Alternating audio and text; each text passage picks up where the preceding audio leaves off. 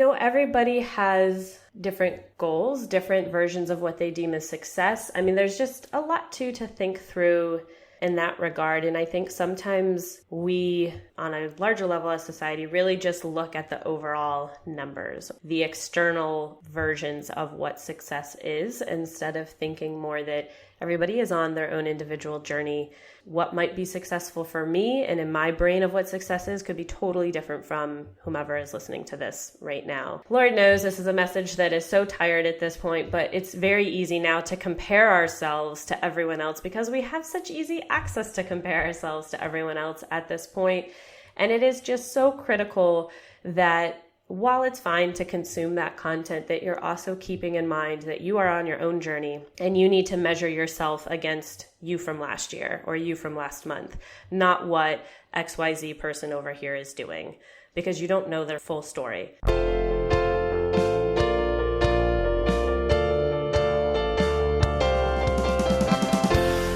This is the Personal Finance Show.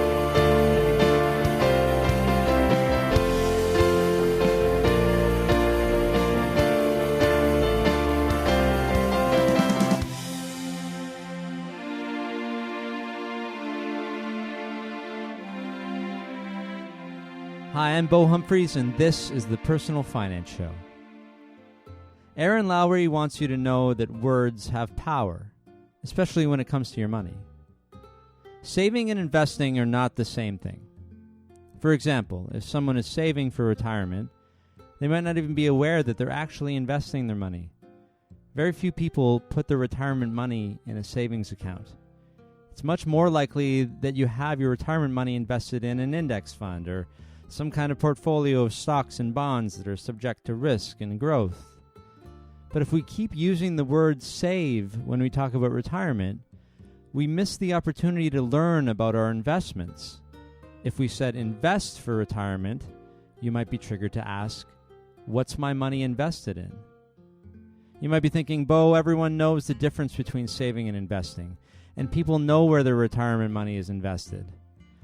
Unfortunately, that's just not true. I read yesterday that 40% of Canadians keep their TFSA contributions in a simple savings account. So why are Canadians doing this? Well, it's in the name. TFSA stands for Tax-Free Savings Account. The Canadian government called it a savings account, but it's not a savings account. It's a tax shelter, where the RRSP, or Registered Retirement Savings Plan, was created to save you taxes now. You either get a tax refund or you save the taxes automatically off of your paycheck. Either way, you don't pay tax now, you pay tax later when you withdraw the money in retirement. On the other hand, the TFSA allows you to take after-tax money, the money that you already pay tax on, and then protect it from ever being taxed again in the future. So the TFSA isn't for savings because savings doesn't really grow very much, if at all. If you're lucky, you get 1% per year. And if you do get that 1%, you can afford to pay taxes on that. You probably have other things that have higher growth where the taxes are higher. So what you want in your TFSA is your highest growth investments.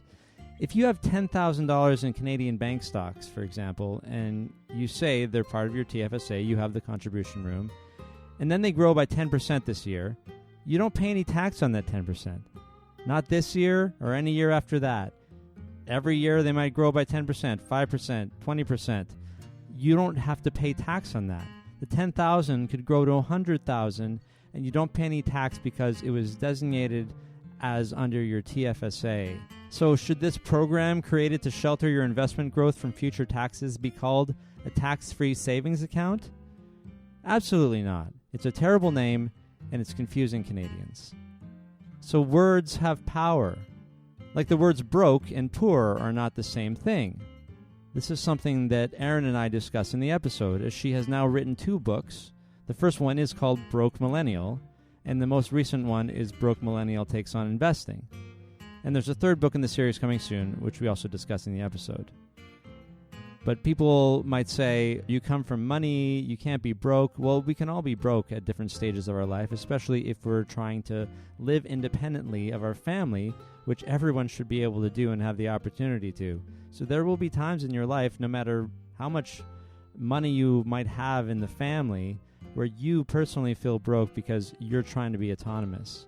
So again, words have power, and we do discuss this a little bit in the episode. So Erin joined me from New York City to share her personal finance story.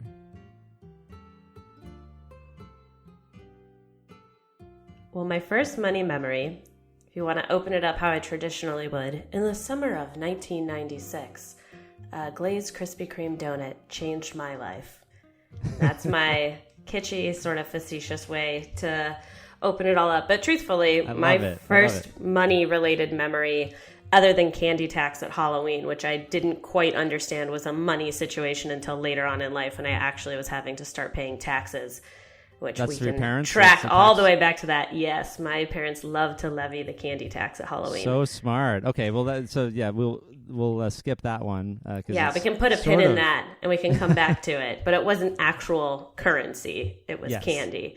And the first time I remember really dealing with money, my parents did have a rule when I was a kid that if I wanted something, I either had to buy it outright or pay for 50% of it. And this was one of their strategies for, I think, honestly, curbing impulse spending. And also then when we were in a toy shop or whatever, if I wanted something, they're like, well, are you willing to pay 50% of it? And I then had to make an on-the-spot decision about that. The problem is, when you're 7 years old, which I was in the summer of 1996, you don't really have a whole lot of earning opportunity. That's right. And I really wanted a Nerf gun Super Soaker. So those water guns back from the 90s. That was the big thing that I wanted that summer. And I was trying to figure out how to earn the money to get it. And so I pitched my dad this idea because my mom was having a yard sale. And I said to my dad, well, hey, what if I sold Krispy Kreme donuts at mom's yard sale? And then I can use that money to go buy my Nerf gun Super Soaker. Okay. And I also said, hey, Dad, I don't have the capital, obviously not using that word, to go purchase the donuts. So will you go buy them for me and drive to Krispy Kreme at 5:30 in the morning on a Saturday to go get several dozen boxes of glazed Krispy Kreme donuts and bring them back? He said yes. So I set up I had a Fisher-Price picnic table. I had this purple fanny pack that I strapped on. I was in business. I recruited my then 4-year-old sister to help me out a little bit. Long story short, sell out of the donuts, and I'm looking at a pile of $30 in quarters. By the way, the number of how much money I earn changes almost every single time I tell this story. I don't have a consistent number, but let's say it was $30. And my dad comes over, and I'm proudly staring down at this pile of quarters that I've counted up. And he says, well, how much money did you make, Erin? And I said, oh, I made $30. I can get 2 Nerf gun Super Soakers. And he goes, well, your sister worked for you for a little bit, so let's pay her $4. And then I bought the donuts for you, so you have to pay me back the $6 that it cost for me to buy the donuts. And so really your net profit is $20. And then he did actually take the money from me. That's the very important part of this story. So I had this very real world experience learning about net profit and business, and also feeling like I had been completely swindled out of a bunch of money. Because when you're a kid, $10 is a lot of money. Well, and in quarters, it would seem like he was probably taking more, right? Oh, yeah, because you're visibly seeing the pile dwindle down. That's a fantastic example. Yeah, just to have, because I always wonder, should we still be using coins to teach our children, or even bills or coins to teach our children about money when maybe they'll be in a digital world, right? I think you have to make it tangible in some way for a little kid, because just think about how hard it is for us sometimes to understand the abstract of money. So a little kid, especially if you're just swiping a debit card or a credit card, it just looks like there's this magical card that once you swipe, you just get things. There's not a connection there to money and what that means. I had a woman I interviewed once. I was writing an article about how to talk to kids about money, and she shared this story I thought was great, that her parents took in cash the amount that the family had in the month. And I don't think that they shared the exact number, but there was just a stack of cash. And then they started setting aside, like, this is how much goes to the mortgage. This is how much goes to putting gas in the cars. This is how much goes for food. And so it dwindles down into this pile where it says, now, anytime you want something or we want to do something as a family, this is the pile that it comes out of.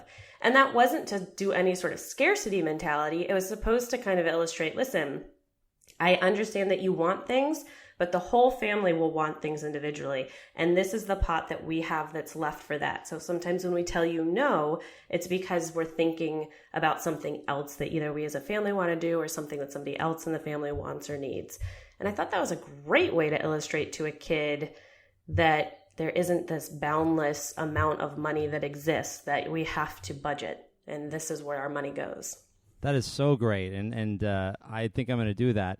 Okay, so that's your first money memory. We heard about that. And then was there another time when you started like working to make money for yourself? Most of my stuff was honestly entrepreneurial, partly because when I was 10 years old, I moved to Asia and I didn't have a work visa because I was a child. So there was only so much that I had opportunity to do during the school year because I couldn't just like work at a restaurant or work at a coffee shop like a lot of high school kids would do. And I also wasn't fluent in the native language too, which would have been a problem. Well, how long did you stay? I lived in Asia from 10 to 18. And what part of Asia are we talking about? I was in Kobe, Japan, and then Shanghai, China. Nice. Very different places. Oh, very different. Yes. Yeah. I've been to Japan. I didn't make it all the way. But yeah, I didn't make it all the way to Kobe, but I've been to Osaka. Yeah, Osaka was really close to where I lived. Not far, right? But the beef, right? Oh, yeah. Kobe beef is the best. And I hate when people say Kobe. That's not right. It's Kobe. Well, I mean, some basketball player ruined it for everyone. I know. And apparently he's named after the beef, too. So everything's just wrong. Then everyone ruined everything. So, so 10 years old, you're in Japan. Yes. That where you started? Yeah. And, yep. So I was Japan from 10 to 16. Junior and senior years of high school, we had moved to China. And really, opportunities were pretty limited, but I had some quirky things. One, I started a babysitting club in the apartment building that I lived in. It was mostly foreigners that lived in this apartment building. So when I was in, I think it was 8th grade when I started it. The first summer, I was 11, so not quite old enough to be babysitting, although I think some people are fine with 11. But my sister and I actually started a pet sitting gig that summer because most of the time the foreigners would go back on home leave to their native countries. And that year, my family didn't because we had moved to Japan in February and my parents felt that it was going to be too emotionally volatile for us to then only a few months later go back to America and then have to go back through the process of going back to Japan. So like instead, let's just keep them in Japan for a year and a half before we go back to America for the first time. That's really considerate of them. It was, but it was also very interesting. Talk about culture shock the first time my sister and I came back to the States because I was 10 when I left and I was 12 the first time I came back to America. This was back in the early 2000s, so you don't have social media, you don't have FaceTime, you don't have Skype. You were having to make phone calls and handwrite letters to friends. So the connection ability is also very, very different. And that's one thing, too, that is so bizarre to me now for kids who are expats. So, like, you can completely keep your finger on the pulse of your culture and your friends back home, where I did not have that opportunity. Entrepreneur-wise, my sister and I then were staying in Japan the whole summer. So we started this pet sitting gig. Since so many expats left, we're like, well, we're going to be here so we can watch your animals all summer long. And we did. I think we each made like $800. It was very good. Like we made good money that summer. Yeah. Watching, notably, one of the cats we watched, his name was Gorbachev, which that is when I first learned who Gorbachev was. Did he look like Gorbachev? He was an all-white cat with like purple markings on his forehead, which is apparently that makes sense. Where he got the name. So we did cats and dogs primarily, are the animals that we watched that summer. And then about a year and a half later, I started a babysitting club. And really, that's a big way that I made a lot of money was babysitting. And the other fun thing that we did because we were obviously fluent English speakers and we had pretty standard English accents, there's not really something that makes it clear where I grew up or where I'm from. We did voiceover work. So, and I did certain like modeling gigs and acting gigs for commercials and stuff in Japan. Oh, that's great. Yeah, it was very interesting. So we made good money doing that, actually. Yeah. Sorry to interrupt you. I just want to drill down on a couple of things. First of all, let's talk briefly about what your parents did and why you moved to Japan and China, if that's all right. Yes, not military, which is always the first question. My mom actually... Not from Canadians. Yeah. Yes, from Americans, that's the first question. And for those listening, I'm American, if you couldn't already tell by my accent. It's about time. I'm sorry. And so, but I did go to school called Canadian Academy when I lived in Japan. Oh, that's awesome. Fact. Yep, it was started by Canadian missionaries back in like 1906, I think. Oh, yeah. Okay. Well, my mom was at that point a stay-at-home mom, and my dad worked in the lithium industry, still does. So his company would mine the raw lithium material that goes into things like cell phone batteries and Prozac. What? Okay, so two very different things, but yep. Lithium in different ways goes into those things. But lithium-ion batteries are a thing that most of us know. Right, and that's when I was a kid, the way I would explain it is, the cell phone, or the battery that's in your cell phone, the material that's in there is lithium. That's what my dad's company mines. And he didn't work on the mining side. He worked on really the sales side of stuff. So he got sent over to Japan in February of 2000 and there was a merger that happened between his company and a Japanese company that he went over and kind of headed that up and was representing the American side. And then we were meant to only live there for 3 years. The contract kept getting extended. And then end of my sophomore year of high school, so we had been in Japan for 5.5 years at this point, they were like, okay, we're bringing you back to America. My parents were actually in North Carolina looking for houses. And my dad got a phone call and they said, press pause, don't buy a house there. We actually think we're going to send you to Shanghai instead. Wow. I was actually thrilled by this development because why? Shanghai's a heck of a lot closer to Japan than America is. And I knew it was going to be easier to go back and visit my friends. Plus, the school that I then was going to go to in China is part of the same league as the school that I went to in Japan. So we played like basketball, soccer, all that kind of competition would happen against my old school. So I knew I would still be able to see all of my friends. That's awesome perspective, right? Because like other people would be like, oh my God, China is so scary. I don't know any of the language. You're like, I just want to be able to play in the sports and see my friends. That's awesome. I would also say at that point, being an expat was what I was most comfortable with. And I knew that going to SAS meant that it was still that type of life, different, but still that type of an expat existence. Where if I went back to America, I mean, I would have such bad culture shock just in the summer. I couldn't imagine moving back and having to just like readjust to quote unquote being American again. And I was very nervous about going to an American high school and what that was like and what that meant. And my only touch point was what you saw in TV shows and movies. I was like, oh, this seems so scary. Let's just stay on the nice expat bubble. And I love it. When I moved to China, there were like 3 other people who had gone to my school in Japan that then lived in China. So I actually already knew people going in too. It's a very small community. Chances. Yeah. Well, it seems so in the kind of the schooling that's there. But I mean, if you weren't in school or in that network, going from one country to another like that, that's so rare. Yeah. Even in cities, within your state or province, like the chance you're going to know somebody is low, right? So that I like that you have a very different base than everybody else or most people in America say, right? You started out. Always my fun fact. You would never know looking at me that I grew up in Asia. I love it. Did you learn any of the languages while you were there? I did. My Mandarin was actually decent when I graduated, but then where I went to college had 0 Eastern language programs, so I lost a lot of it in college. But I will say, I've been back. I went back to Japan for my 10-year high school reunion, even though that's not technically where I graduated from. But I went back in 2000. Wait, what year are we in now? 2017. So summer 2017 was my 10 year. So that was my first time in a while back to Japan. And it's interesting how quickly things start to come back when you're just immersed in it. And then I was just back in China in January of 2019, and same thing.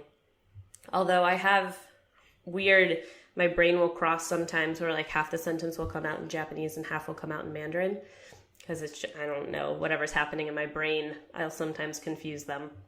Well, I mean, there's kanji is in hiragana, right? Is Chinese characters? Kanji and Hanzi, which is the Chinese form of that, are similar. Yeah. But hiragana and similar, katakana are just Japanese. Yes, and I couldn't read a newspaper because they had the kanji in there, which I never learned. But I learned the 110 syllables of hiragana when I went to Japan for a week. Oh, nice. A long time ago. Done. Enough to be able to type it in to my phone to translate. Because that's the one thing you can't do in character-based language is look at something and be like, I'll just type it in letters, right? Yeah. That was the challenge for me. But you learned all of that stuff. Yeah, so hiragana and katakana, I can still read. It doesn't mean that I know what I'm reading, but I can still read them. That's awesome. Certain other characters that are part of kanji, I can read or I know what they indicate, but I don't necessarily remember them well anymore. It's so hard, right? I mean, they're not syllables. They are a specific thing, right? Like it's a picture, right? Yeah, and especially when you don't, I mean, they have sounds that are associated with them. Yes. Yeah. But especially when you don't use that muscle of your brain, it atrophies so quickly. But that was one thing that was really hard for me in going from Japan to China in terms of learning the language is initially I always wanted to say the letter or the phonetically pronounce it in Japanese. So that was something that kept happening when I would be in Mandarin class and I would say half of the sentence in Mandarin and then the like tail end I might say in Japanese, and the teacher's always like, no, that's not Chinese. Again, a very unique problem to have. Yes. But probably a problem that a lot of Japanese people have if they're trying to learn Mandarin. Yeah, and also, fun fact, my sister, who was 7 when we moved to Japan, so pretty much she was 7 to 18 living in Asia, so most of her childhood. She doesn't really remember living in the United States. And apparently, when she started learning Mandarin, the way that she had an accent was as if a Japanese person was learning Mandarin. She had a Japanese accent on her Mandarin. Oh my God, that is so weird. Great. Yeah. Yeah. Well, I could talk about Japan for a while, but the other question I had about your entrepreneurial experiences as a teenager is what was the motivation? What you didn't need money at this point, did you? Or part of it is I would say I've always been financially motivated. Whatever it is about my wiring, I've just always liked earning and having money, and also that. My parents, kind of tying back to that very first story, they weren't big on handing us money. So if I wanted to buy something, I had to figure out how to make money. And I was a saver. I liked to hoard it. And I had this, when I was a little kid, I had a little candy tin in my room. And I used to keep a notebook in there that would track how much money I was saving. And at the time, as a very young child, I remember distinctly saving for a red Mitsubishi Eclipse. Like that was the car that I wanted. And then we moved overseas and it's like, this isn't relevant to my life anymore because I can't drive here. So it didn't matter. And then it just became about saving money. Yeah. So there's always, and this is common now that I think about it for people. It's saving for things that that the parents won't buy for you or that you know that they require you to have money for. And every set of parents sets a different set of rules. And so, your parents communicated early, and that kind of crafted where you wanted to go. But a lot of people might have just been okay with what they had and not been motivated. It's something in your genetic makeup or personality that made you want to have money, right? It is. And if I were to also venture a guess, looking back now, I've always been very independent. And I think that I always saw money as a way to be independent, like to even not necessarily have to ask my parents to buy me something, to be able to just be like, I can do it myself, was always such a satisfying feeling. Yeah, and I think people who don't do that, or parents who just hand their kids everything, I really, the more that I hear about how independence is making people so strong, I really feel that handing your kids anything is counterproductive. Yeah, it can be, except for love and shelter and food. I'd say give them the basics, please, and lots of love. Yes, the basics, absolutely. That's not what I meant, of course. But yeah, yes, I'm just teasing. Yeah, so yeah, the basics, please, as hopefully people get. I mean, some people don't, unfortunately. And I guess probably a good time to talk about privilege as well. Mm-hmm. You come from a relatively privileged background. Oh, right? It's not it's very privileged. And I'm, okay, yeah. I'm very honest about that. And also in my books, I talk about that. It's interesting to me how that comes through to different people. I actually recorded a podcast a couple of months ago about book 2. And both of the co-hosts of the podcast made a note about how I did consistently address the fact that I was privileged. I'm like, I don't feel like I deliberately kept banging that drum. It's just more that I think it's important to acknowledge it. And one of the things that I know the term privilege can kind of make the hair on some people's neck go up a little bit. And one term that I've actually quite liked pivoting to because of that is the idea of advantages, that there's just certain advantages that you have in life. I'm still fine with privilege. But if you're not, if you're listening to this and you're like, oh, I hate when people talk about this, think about advantage. It does make people turn off a little bit. It does. And I get that. And I do think that there's something to be said about the idea and the term advantage. And I had them in spades, in my opinion, still do. Sure, yeah. And as simple as that I am able-bodied in a heterosexual marriage. I mean, there's just so many things in my life that aren't difficult. Growing up too, obviously socioeconomics was something that I feel in retrospect, my parents did a very good job of keeping us, I don't want to say isolated from the reality that we were living in, but making sure that we did not turn into privileged, overindulged brats, because I grew up around a lot of very, very wealthy individuals. And I talked to my dad about that recently, where he said, listen, we loved that you were getting exposed to so much diversity of culture, diversity of religion, diversity of race, but there was one significant lack of diversity, and that was socioeconomics. Like your school.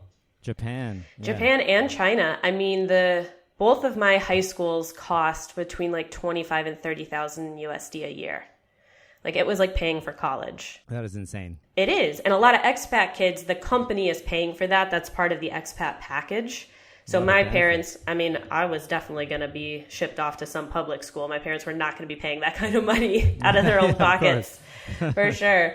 But, you know, it's an incredibly expensive price tag to even start with. And I would compare it to going to like elite prep schools in the United States, just in terms of cost and honestly caliber of education and the access that you were getting. And to think that I even kind of flippantly earlier in this conversation said, yeah, I mean, we would go play soccer games in Japan or the Philippines or Korea. Like, come on, that's ridiculous. Just that concept. Yeah. Right. And so growing up in that bubble, my parents just did a pretty good job of modeling certain behaviors and by example showing what they valued. You know, they didn't spend a lot of money on the latest gadgets, the nicest furniture, the newest clothes, the best jewelry, because that's just not what they personally valued. Where we did spend money was travel. We traveled often and it was nice. And that's something that I've carried through in my own adulthood. And I would say the other thing my parents did a good job of is they are quite philanthropic. And that was something that was very consistent and very much demonstrated to us that you need to give back and be charitable. That's a great thing to pass on to your kids.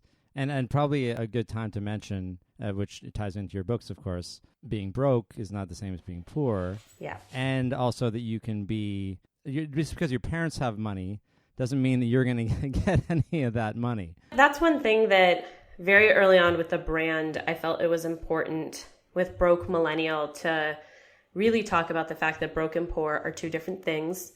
Broke is often thought of as a temporary state of which you can get out of, that people from different socioeconomic classes at different point in their lives can be broke, and that poor is a really different, more of it's hard to get out of that situation in your life, that it's something that, is, and I don't want to gun for anybody at this portion, but I always cringe a little bit when I hear any of the oh, just pretend that you're poor or just act like you're poor. And to me is privilege nonsense. It really kind of makes the hair on the back of my neck start to go up. We don't know. Yeah.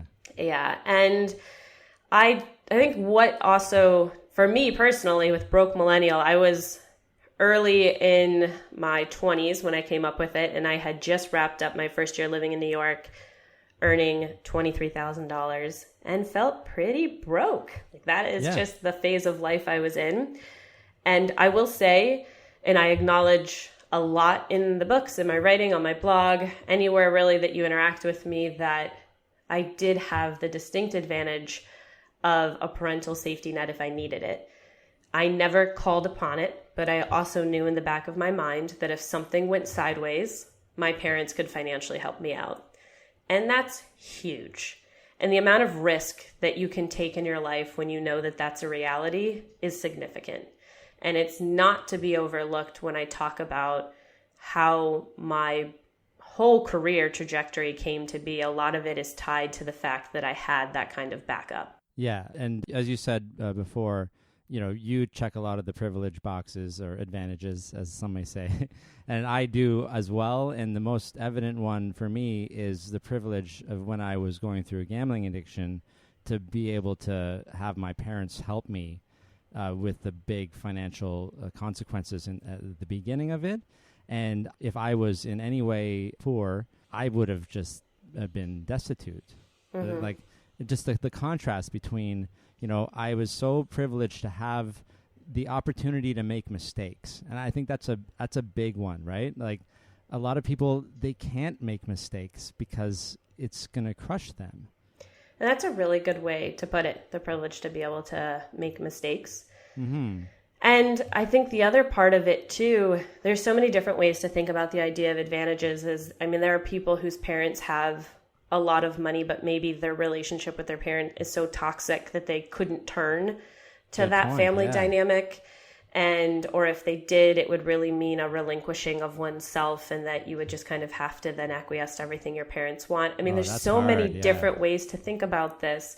And so to be in an environment where you have not only financial backing, but also that there is some level of emotional support and love, and it's not toxic. There's just a lot to think through when it comes to different opportunities that we as individuals may or may not have. Yeah, so we should be looking at our financial situation, as a kind of a self-contained thing, right? Not if I mess up, I can go there. Well, that could lead you to make different decisions, I'm sure. Everybody has different goals, different versions of what they deem as success. There's just a lot to think through in that regard. And I think sometimes we, on a larger level as society, really just look at the overall numbers or the external versions of what success is, instead of thinking more that everybody is on their own individual journey. And what might be successful for me and in my brain of what success is could be totally different from whomever is listening to this right now. For sure. And I also love to acknowledge that side of things as well. And Lord knows this is a message that is so tired at this point, but it's very easy now to compare ourselves to everyone else because we have such easy access to compare ourselves to everyone else at this point. And it is just so critical that while it's fine to consume that content, that you're also keeping in mind that you are on your own journey and you need to measure yourself against you from last year or you from last month, not what XYZ person over here is doing, because you don't know their full story. And I talk about this all the time on social media, that I'm very aware of what I put out on social media and some of the very cool things that happen in my life professionally. And I do try to check it every once in a while and say, hey, it looks awesome that I went on this 9-city book tour in 6 weeks and that my book got, a bestseller ranking on Amazon and yada, yada, yada. But here's all the other things that kind of went with that. And in terms of, I basically didn't get to see my husband for 5 weeks, and I'm sort of emotionally breaking down right now, and I've gained 30 pounds through this process. Like, just all that kind of stuff where not trying to whine, but trying to say, it looks really cool because that's what I'm projecting, but just so you know, there's all these other things in the background that aren't as awesome. It's almost more important than anything to acknowledge that stuff. So I'm going to skip over school, sort of. I always like to talk about school, but we talk about Japan a lot, which is my fault because I love Japan. Well, if you want, I can do a highlight reel. Whatever your school questions normally are, I can break them down real quick. Okay, well, parents paid for school? Yes. College or high school? Oh, sorry. Well, it's high school, we know the company probably, right? Yeah, college, 50%. Same rule. Oh, the 50% rule applied? Yeah, oh, man, applied we're to have college. to talk about school now. Erin. Yeah. So, wow. So they, that's a lot, though. Where'd you go? So the whole decision was made based on the fact that my parents were paying for 50%. Okay. Yes, so yeah, yes. my college story ties, it almost as if all the foundations of childhood came together with the college decision. The line that I use is, I gave up going to my dream school in order to live my dream life. And I say that because if I went to the school that I wanted to go to, where I actually had put the deposit down on, Really? I would have had probably about $80,000 worth of student loans coming out. Yeah. Okay. And I was a journalism theater double major, so that wasn't a very realistic amount of money to graduate. Yeah. Like, maybe if I was going to be a doctor or something, but no. Even then, I would have to be like a neurosurgeon for it to really make sense. My dad slid 2 bills across the table, our dining room table, and one showed how much it was going to cost me to go to school A, and the other with the school, St. Bonaventure University is where I ended up going, and that I got a bit over 50% in academic scholarship money to go there. Oh, wow. So you didn't have to pay because you got the scholarships. Correct. So that's covered great. My part of it. And I mean, obviously I had to keep the scholarships all the way through, but I did graduate without taking on any student loans. And then I worked during the school year and then during the summers to make money so that I could be saving up for after graduation, because I knew that I wanted to move to New York. Like, that was my big dream. Okay, so yeah, then we can move forward to then. So you started your search for jobs in New York with money saved? Yes, I had saved. My big goal as a freshman was to save $10,000 by the time I graduated college. Yeah. And I know that sounds like a very high number. It is.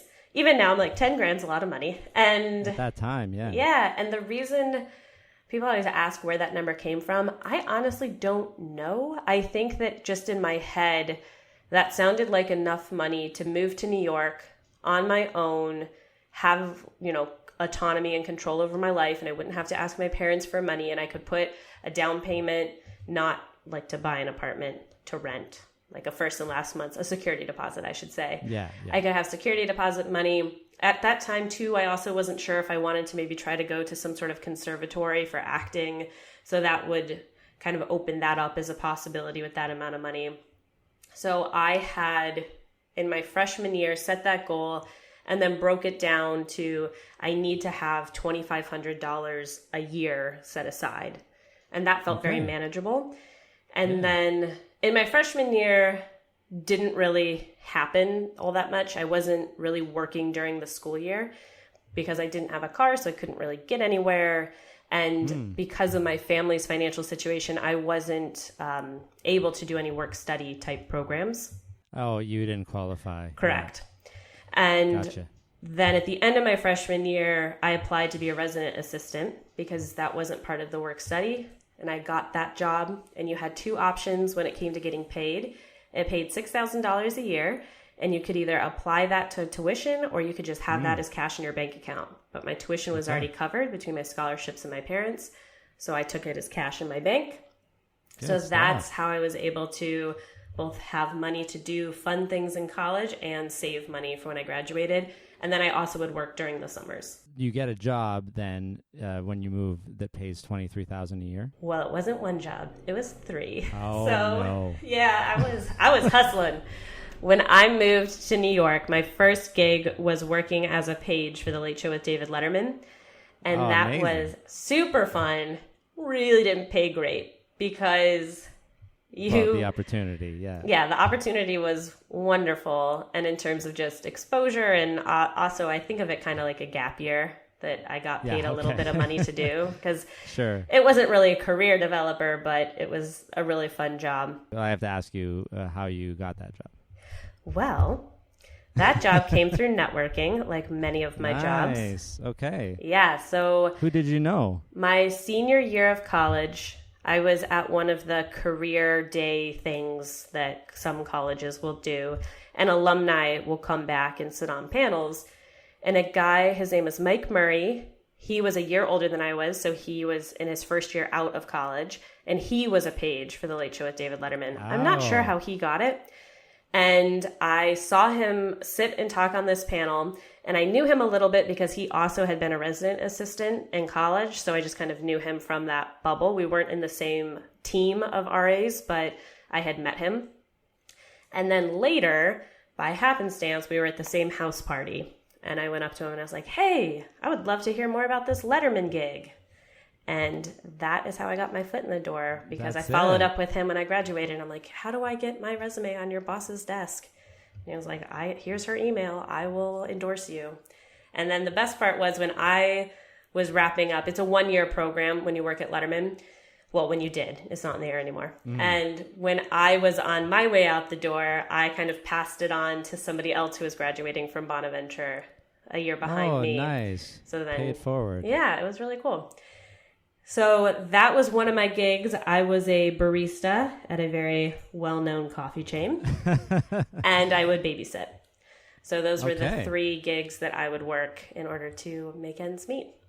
And this is you got your journalism? Journalism and theater, yep. So I would say everything I do now is the perfect combination of those 2 degrees. Totally. But you couldn't find anything. Well, I mean, I guess the page is sort of a part of that, but that did work the theater muscle. I applied for a good mix of, I applied for a lot of on-air talent journalism jobs. I think I sent out like 75 reels and resumes, and I heard back from like 1 station in Buffalo. Also keep in mind, this is 2011, so Great Recession is still just starting to heal up. Job market's not awesome. And I knew I wanted to go to New York, so I feel like I also, as many resumes as I sent out, was kind of fingers crossed, like, oh, I don't really want to do that kind of job. I want to go to New York and try living in New York. So I just did it, I guess you could say. And the 10,000, obviously, you had that security blanket. I had that security blanket moving into New York. The thing that was nice about that, too, is what I did was used it for the security deposit on my first apartment and then didn't touch it. I really just lived off of the money that I was earning and kind of pretended that money didn't exist. So it just kind of defaulted into being my emergency fund. Oh, that's awesome to start off that way. It is. And again, talk about a huge advantage. Like, that was just an insane amount of money at 22 years old to just feel like if something went sideways, barring a major medical expense, I was going to be okay. Yeah, I mean, we've already acknowledged privilege, but there are many other people in your exact circumstance who have school paid for, say, who do not do that, and they get into a tremendous amount of debt, and at least you didn't do that, right? I think what was interesting, a couple years out, I think this was maybe 2 years after I had been living in New York, I went to drinks with a woman that I had gone to middle school with. So she came from the same like privileged expat background. Mm-hmm. And she was talking about how she was European. I think at the time she was living in Vienna. Her boyfriend lived in Paris. She was talking about how her dad would pay for her to fly every weekend to go visit him. Yeah. And I made some sort of comment. And she goes, well, what do you do now? And I said, oh, well, just wrapped up doing these jobs, listed off my barista babysitting Letterman gig. And I was like, now, and at the time I was working in public relations because I really desperately wanted health insurance, a retirement plan, and a stable paycheck after that year. So I went into working in PR for a bit. And she goes, oh, so can your parents like not help you? And that moment, it really kind of crystallized to me that like, well, they could, Yeah. And it made me realize, oh, maybe the reason that I did all of this was almost not to be contrarian or to not want to take money. It was my way of showing them like, hey, I got this. Like you took care of things for a long, long time. And this is my way of demonstrating I'm good. I got it. I can do this by myself. And it does come back to this idea of autonomy that, again, I have a healthy relationship with my parents, but being financially independent of them, I am not financially independent as an individual, but of my parents, meant that if I made a choice that perhaps they didn't 100% agree with, they had no recourse to say like, well, then we're going to cut you off. Like that was just something that I really wanted to make sure I had as an adult. And a very simple example was I moved in with my boyfriend before, he's now my husband, but we moved in together before even getting engaged.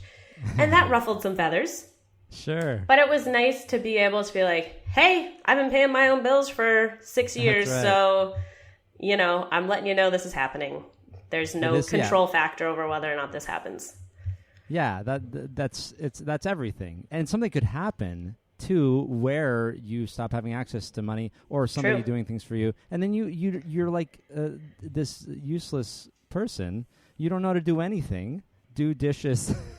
Like I don't know. I feel like no matter how much money you have, you should not live like you are invincible, right? Yeah, or that you're entitled to anything. I would say is just the other part of it. Poisonous. Yeah. And so you started writing the blog around this time, is that what you said? Yes, I started it back in 2013. So it was January 2013. I had been living in New York for about a year and a half at that point. I moved here in June 2011. And it started mostly because I was kind of bored at work. I was in my PR gig at this point, and I just wanted a creative outlet, and I missed writing. And I figured that I would be able to be more consistent with it if I had a set topic. And the topic really was inspired by the fact that a lot of my friends, even friends who came from very comfortable means, were clearly struggling with their money. And here I had gone from making $23,000 now to $37,500, which I felt so rich at that price tag in New York, by the way, just because I had the anchor point of 23. And I was just seeing how many of my friends were really, really struggling with a lot of financial basics. And it confused me because, and this is naive, but what you grow up around is normal. And I grew up in an environment where we talked about money. And to see all of these friends who didn't have student loans, didn't have other forms of debt, their parents had, helped them out all the way through, to be struggling, I was like, what's happening here? And that inspired me to just start sharing my own stories of how my parents taught me about money, how I handle money now. Broke Millennial originally started anonymous, and I've revealed my identity maybe like a year or so in. But it really was always just meant to be a fun place for me to share my own stories, kind of chronicle what was happening in my life. And I never really thought it was going to take off the way it did, but happy accidents, I guess. Yeah. So what was the turning point of, say, like blog to book? Like, was there something before that kind of? There was a fair amount before, just in the sense of I started doing freelance writing, and I started to get media hits. And that's really where things started to take off, is that because I was talking in the media, that's how a literary agent saw me, and then went to my site and liked my writing style and asked if I'd ever thought about writing a book. And it kind of all transpired out of that. So I am published with Tarcher Perigee, which is a Penguin Random House imprint. And that alone still sometimes is a pinch me moment. Like, how the heck did this all happen? As a journalism student? That, and even as a kid, I've always loved writing. Sure. If you told 10-year-old Erin that she was going to have a book series about money, I think I just would have laughed. Because that was never math, especially anything with numbers. I was like, okay, like that's not my shtick. And it just kind of is funny that this is what ended up transpiring. Yeah, so we have a few minutes left. Let's talk about the books. Sure. So the first one is just self-titled, right? Broke Millennial, Stop Scraping By and Get Your Financial Life Together. And the book series does use the name of the blog, but it is not just a repurposing of the blog into a book. It's its own entity. And the first one really is all-encompassing from A to Z how to get your financial life together, and starting with also identifying your emotional relationship to money, because I think that that's really critical anytime you're trying to build a foundation. And moving on from there to talk about, budgeting and credit scores and those kind of, how to pay down debt. But then it moves also into talking about how to talk about money with your partner, how to talk about money with your friends, how to negotiate, some basics about buying a house, and some basics about investing. And my idea with the book was that each chapter would stand on its own.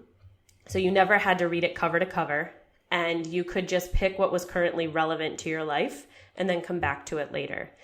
And that's how it got formulated. And then the inspiration for book 2, which is Broke Millennial Takes on Investing, A Beginner's Guide to Leveling Up Your Money, was really out of book 1. I had a very small investing chapter, mostly just focused on retirement, because that's how most of us get started.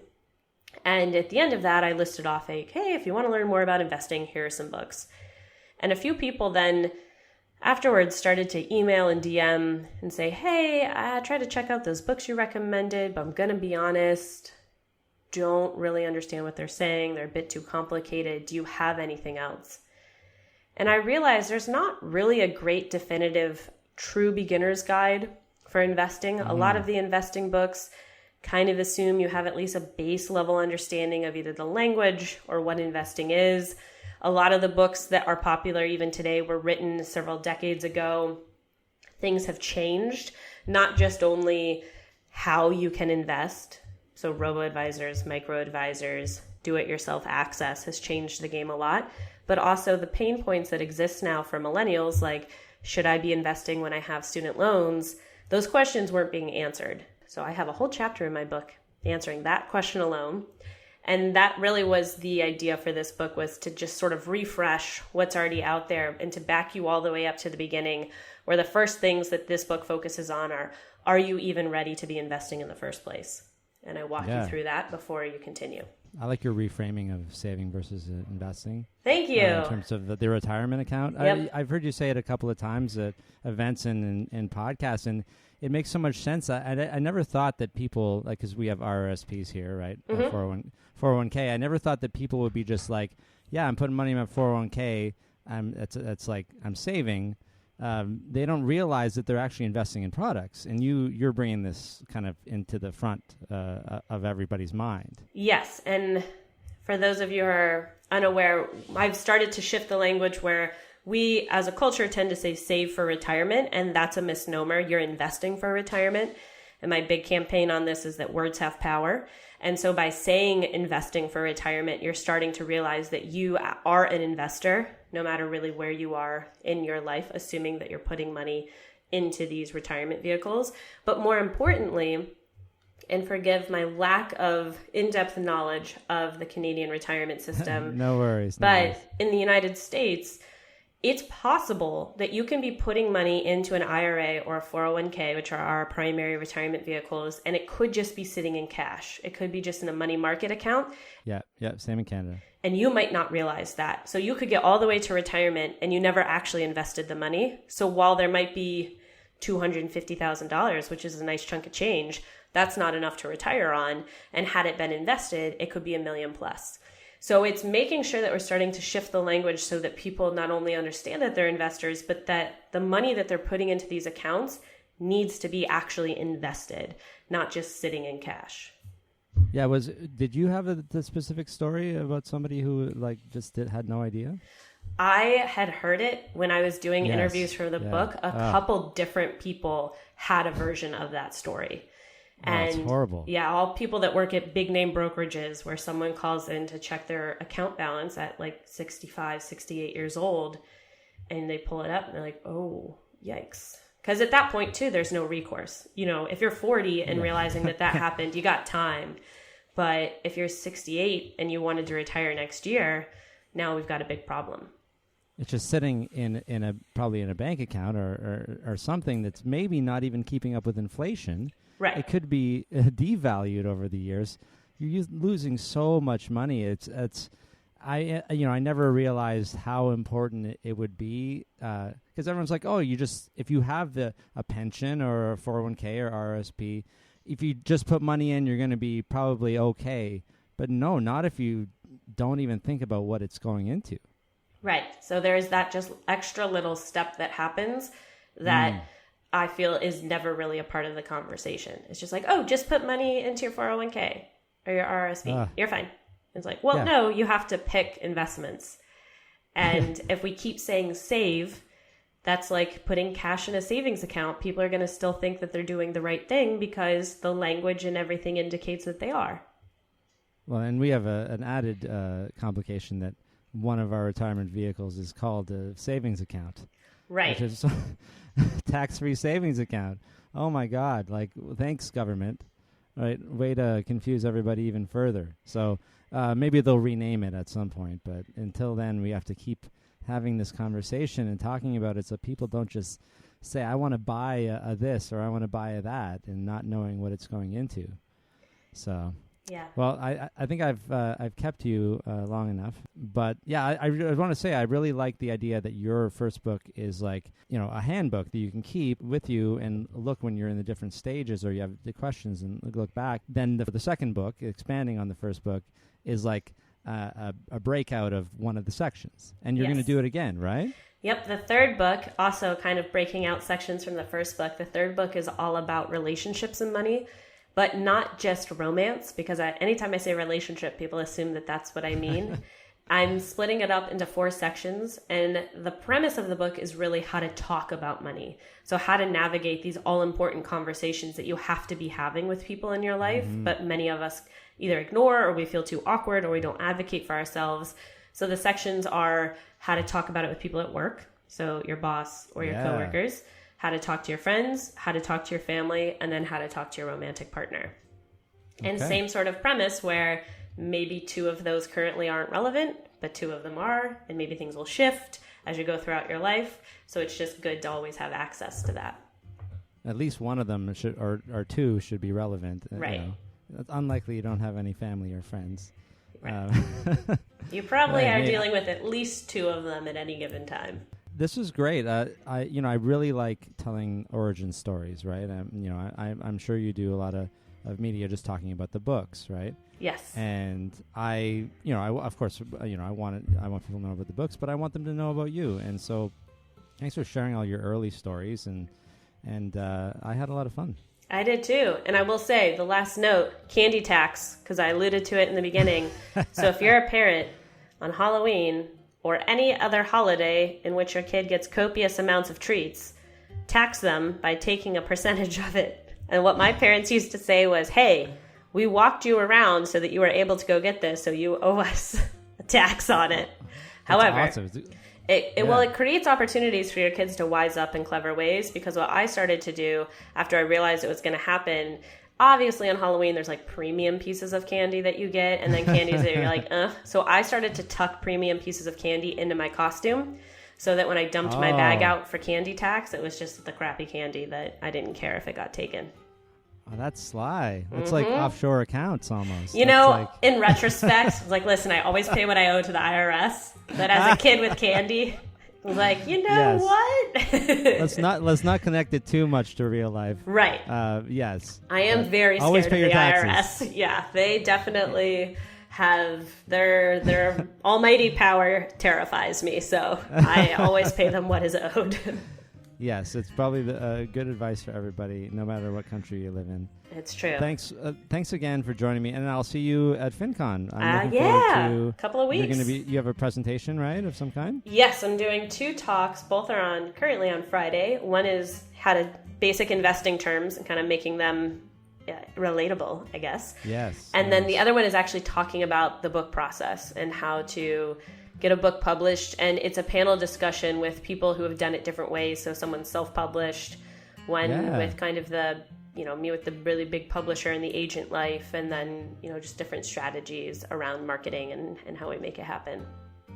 Awesome. Well, I will try to make it to at least one of those. I know there's so many going on all at once, and so much happens. Now I actually know people at FinCon, other than like 2 years ago where it was just the Canadians. But there's going to be a lot of us this year, apparently, a lot of Canadians. So. Well, good. I look forward to catching up. Yeah, for sure. Okay. Thanks, Erin. We'll see you then. Thank you. And that was episode 96 with Erin Lowry. If you like the podcast and want to see me get to episode 100, which is coming up pretty soon, please support the podcast by going to my Patreon site and becoming a patron.